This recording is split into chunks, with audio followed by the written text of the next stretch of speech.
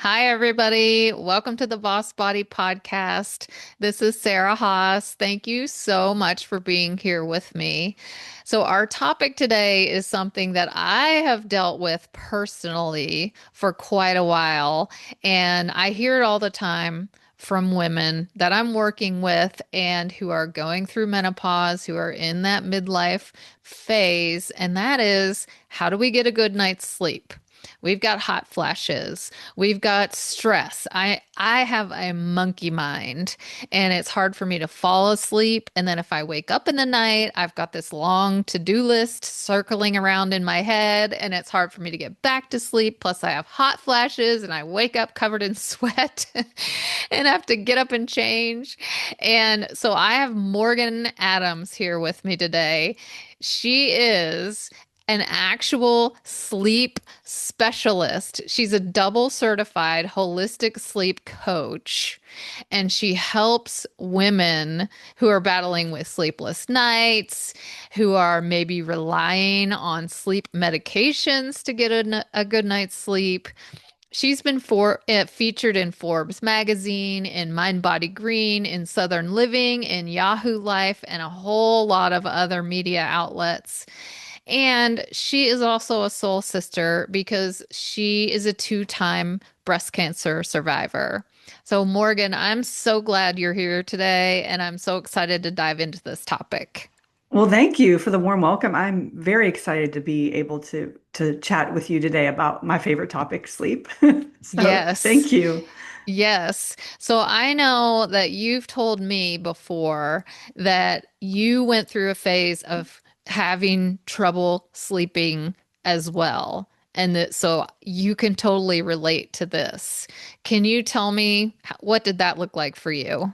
Absolutely. Yeah, I did have a long struggle, and it went back probably close to 20 years ago. I was in my mid 30s, and I was going through sort of a relationship challenge with a guy. And Mm-hmm. I just, out of the sheer stress and of this situation, I developed insomnia. And I had what you call sleep onset insomnia, which is a fancy way of saying you have trouble falling asleep. And I would lie there awake for most nights, 1 to 2 hours, waiting for sleep to come, tossing and turning, looking at the clock. And after a couple months of this, I just said, I've got to like talk to the doctor, see what they can do and see if there's a solution to this. Now, at the time of this going on, I was a pharmaceutical sales rep. So when I went to my doctor and I was given an Ambien prescription, I thought nothing of it because my currency was medication. So I was like, okay, there's a pill for every ill, and my ill is insomnia, and here's a Yeah, pill and that I can so take. many people take it. And, Yeah, it's very absolutely. mainstream. Everybody knows it by Yeah, name. it's a brand name. And it did work as advertised in that it did help me get to sleep a little bit more quickly. But I did pay on the back end with a lot of residual side effects the next day, like being groggy, being foggy. It was almost like having a hangover without alcohol. I didn't feel fully alert until like lunchtime.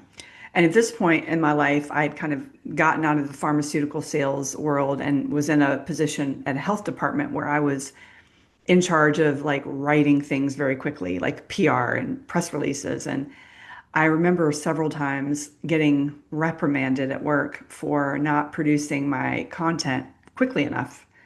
The problem was my brain was still under the influence of the Ambien. And what's really interesting about this time is that 2013 was when the makers of Ambien were made by the FDA to reduce the women's dose of Ambien in half because women were being overdosed on Ambien, unbeknownst to anyone.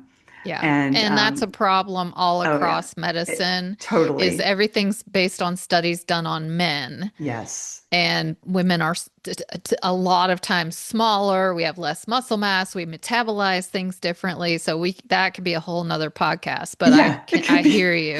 Yeah. Yeah. So basically, I was being overdosed, hence why I had all of that brain fog and cloudy thinking the next day.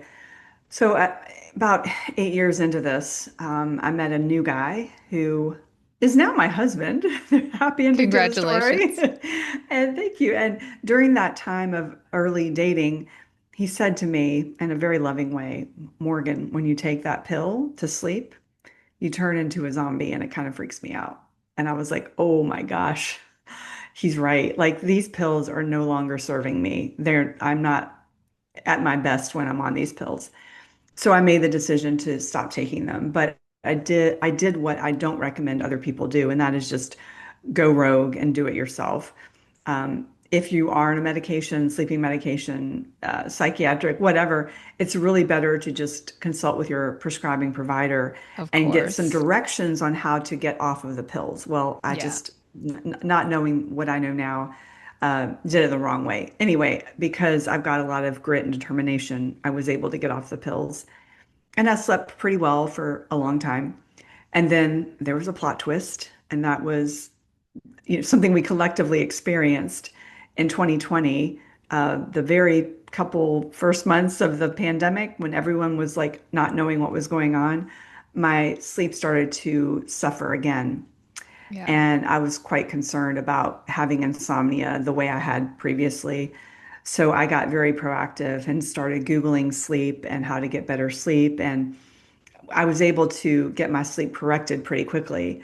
And as I was doing that, I was just organically sharing on Facebook things I was doing to help my sleep. And at that point, I found out that a lot of other women in my social network were having trouble sleeping as well. And, you mentioned my breast cancer diagnosis. That was in 2018. So that particular instance really propelled me to think more deeply about my life's work and my mission. And I knew that just intuitively, I wanted to do something to help women with their health, but I didn't know what that was going to look like. So when this fascination with sleep started kicking up around 2020, it's like all the dots got connected. And I was like, aha, women are having trouble with their sleep. And here's how I can help women with their health. And that was by becoming a sleep coach. So obviously you can't just hang a shingle and say like, hi, I'm a sleep coach now. So, I spent a year getting certified as a health coach, as a sleep coach, and then launched my practice in 2021. So it was a long, winding road to get to where I am now, but it is just such a joy and a privilege to be able to serve women in helping them with such an incredibly important function in their lives. Yes, absolutely. And the fact that you've been through it and figured it out for you and then got even more training on top of that is amazing. So I definitely want to ask about all things sleep related and I want to get to what we can do to sleep better. But first, let me just ask you, how much sleep are we supposed to be getting? Because I've heard all kinds of numbers, 7 hours, 8 hours, nine Yeah. hours. How much sleep are we supposed to be getting? And does Yeah. it, so do we need more sleep or better sleep or what? It's a great question. And I think people are really wondering what is the magic number? Well, the answer is there is no magic number. So let me kind of back up and just say that the National Sleep Foundation recommends between 7 to 9 hours of sleep for adults 18 to 64. Because they're recommending 7 to 9, I think there's this eight being in the middle is sort of like what everyone keeps talking about, and I call it the Hmm. 8 hour myth. Hmm. The reality is that not everyone needs 8 hours. We keep hearing about that all the time, and what is actually more important, well, let me back up and say that if you look at those recommendations from the Sleep Foundation, in the fine print, it says anywhere between 6 to 10 hours could be appropriate. Oh, So that's a lot of latitude. I've never heard that. That Yeah, seems, yeah. 6 seems like definitely not enough, and 10 seems like good grief, who could ever get that much sleep? I know it really does seem like quite a broad range. But what we are starting to learn now is that the quantity is not the top billing, right, for sleep. I mean, it's important. Quantity is important, don't get me wrong. But what is really, really important as of late, from a huge study that was done about a year ago, is the consistency piece is really important. So they did a study of several, thousand people. And what they showed was that when people were sleeping more consistently, it reduced all-cause mortality. So, for example, sleeping 6 hours a night on a consistent basis had a lower mortality rate than people who were sleeping 8 hours with a lot of broken, interrupted sleep that was not consistent, going to bed at different times. So, consistency, really important. Also, really important is quality. And quality can be measured in different ways, but usually we're talking about the amount of REM sleep and deep sleep people are getting. Those are the most critical stages of sleep, in addition to sleep efficiency. So, Hmm. sleep efficiency is basically a ratio of how long you're asleep versus how long you're actually in bed. So, when you think about being in bed for the whole night, some people might say, "Oh, I went to bed at 10 and I got up at 6, so I got 8 hours of sleep." That's actually not right because not every there's no way that you could be in bed and get 100% sleep. Like you're Right. not sleeping the entire time. So what Right. we're really aiming for is 85% sleep efficiency. So you're leaving a little bit of leeway for that time it takes you to fall asleep, which is ideally, 10 to 20 minutes for healthy people. And then Hmm. it's factoring in a couple of brief wake ups, totally normal.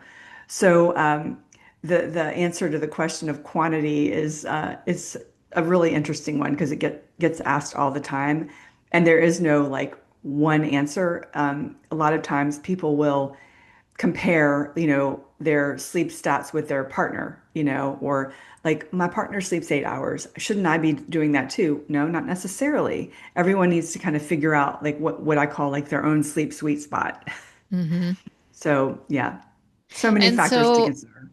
if you're not getting enough sleep, what's the big deal? What are the Yeah, repercussions? Because yeah, sleep is one of those things that for a lot of us and for a lot of society, we're busy. We're working, we have families, we have, our home to take care of, whatever that is.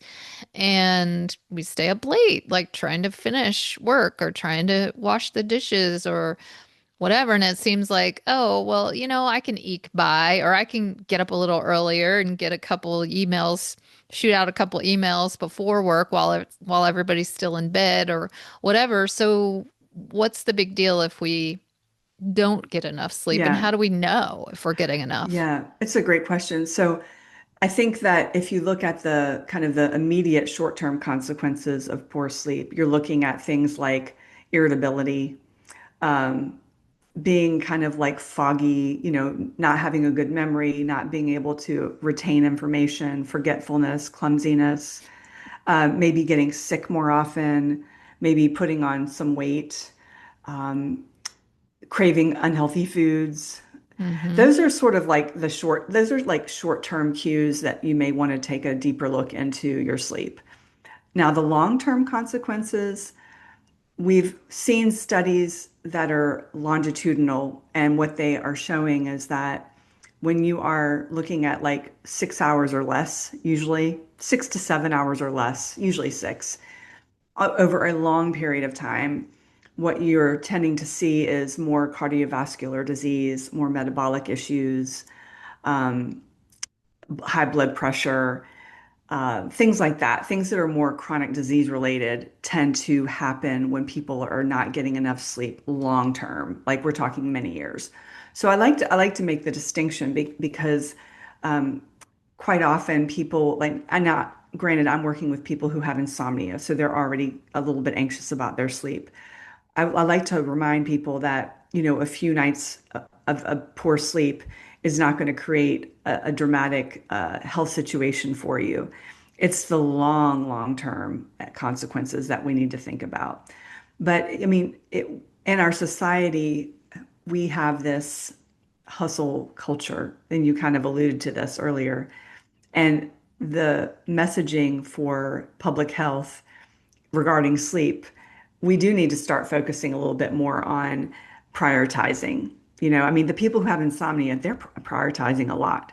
But then there's this whole other bucket of people out there who are burning the candle at both ends, watching Netflix until late at night. They're really the ones who benefit the most from these messages about sleep and the health consequences of sleep. Yeah, because maybe they don't realize it because they're not really feeling it necessarily. So they're like, I'm good. Whatever. Yeah. Yeah. Yeah. Well, it's one interesting point about sleep deprivation is that people who are getting like say 5 hours of sleep for several days, they'll often say, "Oh, in the beginning, it's kind of hard. They're struggling a little bit, and then after a certain period of time, they're like, yeah, I'm doing okay." But then when you actually measure their reaction times and their cognitive abilities and their mood, you can see that those are faltering. Hmm. It's very much like somebody who's at a bar and they've had several drinks and they're like, dude, I'm okay to drive. Yeah. And they're clearly not. It's almost the same type of situation. It's like the person who's sleep deprived is not capable of actually identifying their deficits when they actually are in a deficit in many ways. Right. Right. And it seems to me there's sort of two camps of people who aren't getting enough sleep. One is we know it. We know we're not, either on purpose because we're staying up late or because we can't seem to get to sleep or we keep waking up or whatever. And then on the other hand, you have people who seemingly sleep all night and they're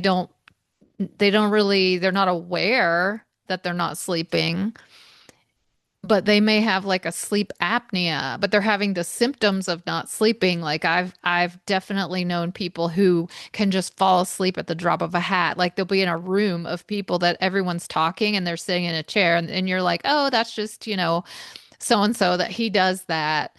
And I know there's a lot of signs that people aren't sleeping as well as they think they are. And so, what do you think about like the smartwatches and the different things that give you like a sleep score, things like that? Do you recommend those? Do you think those are accurate? Or what would be a Well, better way of knowing whether or not we're getting enough sleep? I really do like the sleep trackers, but I think they have to be for the right person. So, a really good candidate for a sleep tracker would be somebody who is, I guess, what you'd call a health optimizer or a sleep optimizer.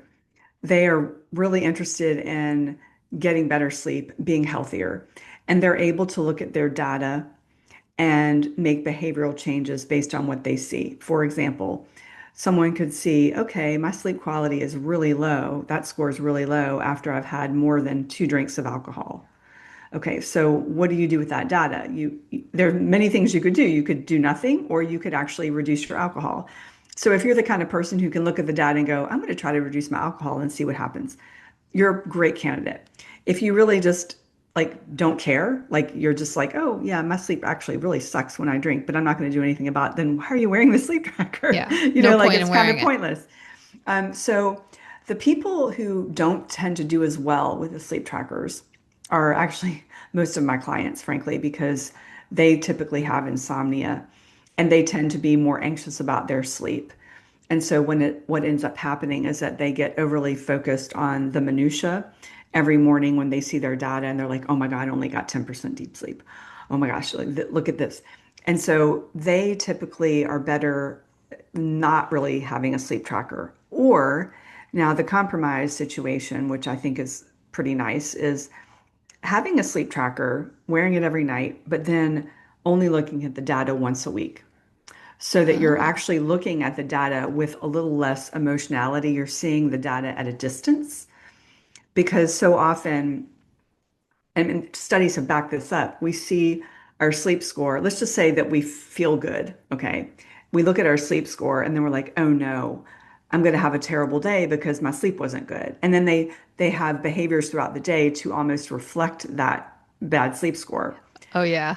So when you look at the data from a distance, say like once a week, you don't have that emotional attachment to the data. You're looking at trends over time, and that's really what you want to look at. You want to see like how am I doing long term, and how is my sleep health doing long term.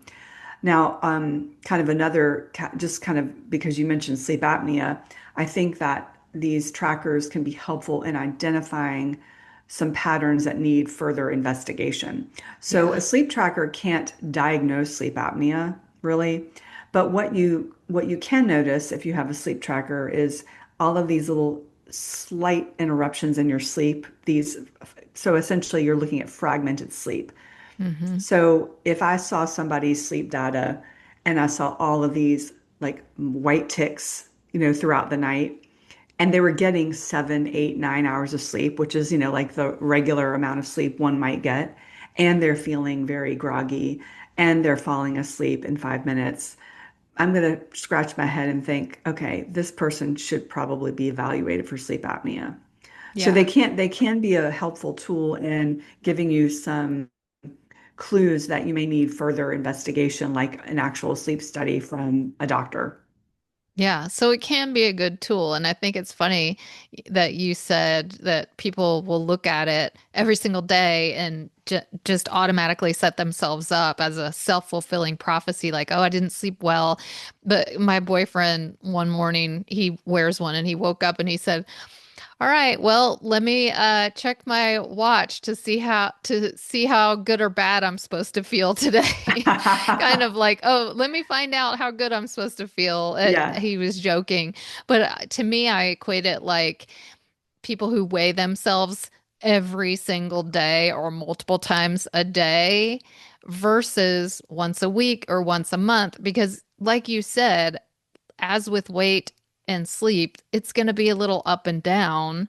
You just want to look Yes. at the long-term trend to see where Yeah. we're headed. So I like Absolutely. that. I think Yeah. that's really important. But I think So, at the end of the day, though, just to wrap that up, I think that what we need to focus on more than anything is how we feel in the morning about how we slept, because not everyone's going to have the access to get a sleep tracker.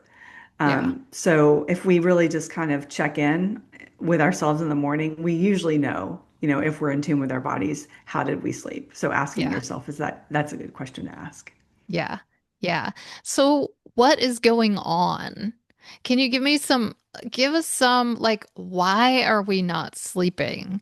I'm sure there's multiple reasons, but for a lot of people, they're just like, I don't know why I can't fall asleep or I don't know why I can't stay asleep. And I have noticed, and you can talk about this in midlife, it's really gotten worse. And I don't know if that's because of stress or hormones or hot flashes or what. So can you talk about that? Like what the heck is going on? Why can't we sleep? Yeah, there's so many variables to that. But like when you think about women in midlife, um, there's three kind of buckets of reasons that I like to kind of go into for like why we're not sleeping as well as we did when we were younger.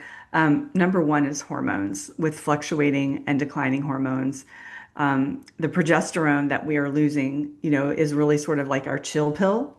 And when we don't have as much of that, we tend to get some of us tend to have a little bit more issue falling asleep. So we need that progesterone to fall asleep. The estrogen is really helpful in sleep maintenance and keeping us asleep. So we need estrogen to kind of produce the serotonin, which produces the melatonin. Estrogen Yeah, helps all those regulate. hormones Yeah, interact with each other. they do. It's a very complicated dance. And then second reason is because women in midlife tend to have so many competing demands on them. So we're sort of like the sandwich generation. So a lot of women, let's just say 45, 50, they may have kids at home that they're responsible for. On the other end, they may have aging parents who also need their help. And on Hmm. top of all that, they may be at a place in their career where they're at sort of the top of their game. And so they've got a lot of career demands on them. So that ends up in a situation where they're feeling very stressed about their roles in life. And then the other reason is because when women are in midlife, they tend to be more prone to getting things like anxiety and depression, and those leave you more vulnerable to sleep issues. So, I mean, there's just so many reasons. And then the sort of in the minutia, we have things like our sleep environment. Like we can talk about that for a minute. I mean, there are a lot of people who are sleeping in an environment that is not actually conducive to sleep. So when you think about your bedroom, you should really be looking at it as sort of like a cave, right? So you want it cool, dark, and quiet. So the cool part is, you want to kind of get somewhere mid 60s, upper 60s is really probably a good temperature. You don't want it to go over 70. They've actually done studies showing that when the temperature is over 70. You do have more micro awakenings at night. Really? Yeah. So definitely, and this is what drives me crazy sometimes about hotels is you can't actually make them that cool. Oh, There and are the there ones are that are fixes. loud that keep kicking on and then turning I off know. and yeah, but I you're know. talking about at home, At your home, home environment. yeah. And so you mentioned hormones, which I talk about hormones all the time, and I have people on the podcast talking about hormones. And one of the things, as you know, that I work with women on is proper nutrition for balancing hormones. Not that you can help it when you go through menopause. Obviously, your estrogen and progesterone are going down. But like you said, it is a dance. It's an intricate dance between insulin, serotonin, or what's the one that helps you fall? Melatonin. Yeah. And yeah, it slipped my mind for a second. I'm going to call it menopause brain. It happens. Yeah, and then like your hunger and satiety hormones, your leptin Yeah. and ghrelin, because you mentioned earlier, excess weight can be a symptom of not getting enough sleep. So can eating a lot of junk food because food equals energy. And if you don't have energy, you're going to reach for more snacks and therefore gain weight. But also, if your hormones are out of balance, your insulin, your ghrelin, your leptin, your hunger and satiety are signals are all out of whack. So I know nutrition is one of the things that can definitely help you sleep better. But I know everybody listening is really wanting to walk away with some other actionable strategies. Oh So, yeah. what can you share for Yeah. those of us desperate to get Yeah. more sleep? Okay. So if I was going to give you two pieces of actionable advice that you could start using like today, here they are. So you want to really focus on having a stable wake up time. 7 days a week. You don't want to have a lot of variance in between like your weekday and your weekend rise time. So we're talking about, it doesn't have to be 7 on the nose every single day, but we're working within like a 30-minute flex time. So Okay, 7 to that's 7:30. reasonable. Yeah, it That's is. doable. Yeah. The reason for this is because it really anchors your circadian rhythm and it tells your body, hey, the day has started. We're going to start our cortisol production. We're going to shut off our melatonin. It just sets your pattern up for the day. And second thing I would say, such a game changer, and it's so easy to do, is have morning light as soon as you wake up. So now, the sun rises at different times of the day, of the morning, according to where you live and, what time of year it is. But you can get an app called My Circadian app, or you could just look at the weather app on your phone and look at when sun rises and aim to get out, within, 30 minutes of sunrise, if that's accessible to you. And basically be exposed to the natural light without sunglasses. That's important for about at least 10 minutes. Okay. Now, the reason I mentioned no sunglasses is because when your when your eyes are blocked from the light, that light is not able to hit your retina. And when the light hits your retina, it sends a signal to your suprachiasmatic nucleus, your circadian pacemaker, to begin these processes of boosting the cortisol, reducing the melatonin, preparing your body for the next day, changing some neurotransmitters, changing some amino acids into neurotransmitters, helping balance your thyroid, helping your appetite regulation. Beautiful things happening Wow. during the morning light. I call this morning light like your inner pharmacy. So you have this free pharmacy at your disposal. And if you're not getting out in the morning, you're basically not taking advantage of it. And if you put your sunglasses on, you're dampening its effects. Wow. So That's amazing. it's I have wild. never heard that. That is, It, yeah, and it's, just the fact that you're saying your morning routine, because we don't really think of the morning as affecting our sleep that much. Because oh, it's kind of like, yeah, oh, wake up, look at your cell phone, check your emails, get coffee, turn on the news. And that's yeah. That's Yeah. really cool that you're telling us. Oh, I mean, because those are easy. I mean, They're, that's yeah, simple they're, things. Get up at the same time and go outside and get a yeah. little bit of sunshine. Like that's 10 minutes of your day. Yeah, they're very easy, they're very actionable, and I will tell you just from working with so many clients that when they implement these practices, they do see a significant difference. Wow. And it's just so funny, Sarah, because quite often in our world of, complicated biohacks and all this technology, which is awesome and I love it and I use it, but we sometimes poo-poo the simple free things because they're so easy. People are like, well, how come I've never heard of that? Well, here's why. It's because no one profits from that. Yeah. No company is going to make money from having you go outside at the same time every morning and waking up at the same time every day. Like there's no who gains money from that? Yeah. It's like nobody advertises broccoli. Nobody does. Never. I've never Broccoli seen a just broccoli sits ad. there and hopes you'll pick it up off the shelf. Right. But these are simple yet powerful tools that you're giving us. So, waking up at the same time, getting some sunlight, keeping your temperature cooler in the evenings. I know you have a whole lot more tips, and I'm going to talk just in a second about how the listeners can get their hands on those because obviously we can't cover them all in this time span. But one thing I really want to ask about because I hear women talk about it a lot, and lots of us like to have a cocktail at night, right? We Sure. like our wine, and wine helps you feel sleepy. But I've also heard that in the long term, meaning hours later, it's actually not so great for your sleep. Is that true? Yeah, unfortunately it is. I hate to be the bearer of bad news. Yeah, I'm I literally a was afraid you were buzzkill. going to say that. More here comes Morgan the buzzkill. Yeah, I mean, it does help us get to sleep more quickly because it's a sedative, but it also creates a situation where you may have to get up at night and pee. Your sleep gets fragmented. It can disrupt your breathing. It can disrupt your circadian rhythm. It can dampen your melatonin. There's so many things that happen because of alcohol. I really want to help women understand that if they still want to have a cocktail, like let's be strategic about it. Okay. So, if I drink, and I do, occasionally I'm not drinking as much as I used to, thank goodness. But if I'm going to drink, I'll have like a drink at 5 o'clock or even earlier sometimes. Sometimes it'll be hmm 4:30. So it sort of processes out before you go to bed. Yes.